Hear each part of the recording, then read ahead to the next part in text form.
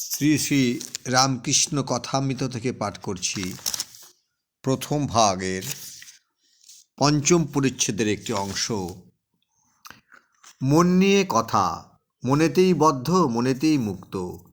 মন যে রঙে ছোপাবে সেই রঙে ছুপবে। যেমন ধোপাঘরের কাপড়, লালে ছোপাও লাল, নীলে ছোপাও নীল, সবুজ রঙে ছোপাও সবুজ।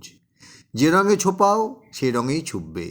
দেখো না, যদি একটু ইংরেজি পড়ো তো অমনি মুখে ইংরেজি কথা এসে পড়ে, ফুটফাট ইট মিট সকলের হাস্য। আবার পায়ে বুট জুতো, শীষ দিয়ে গান করা এইসব এসে জুটবে। আবার যদি পণ্ডিত সংস্কৃত পড়ে অমনি শ্লোক ঝাড়বে। মনকে যদি কুসঙ্গে রাখো তো সেই রকম কথাবার্তা চিন্তা হয়ে যাবে। যদি ভক্তের সঙ্গে রাখো ঈশ্বর চিন্তা, হরিকথা এইসব হবে। মন নিয়েই সব।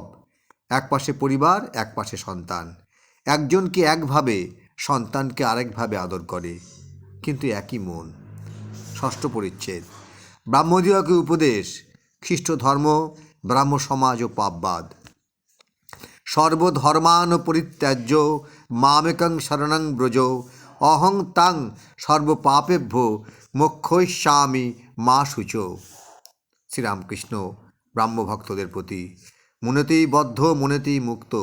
আমি মুক্ত পুরুষ, সংসারেই থাকি বা অরণ্যেই থাকি, আমার বন্ধন কি?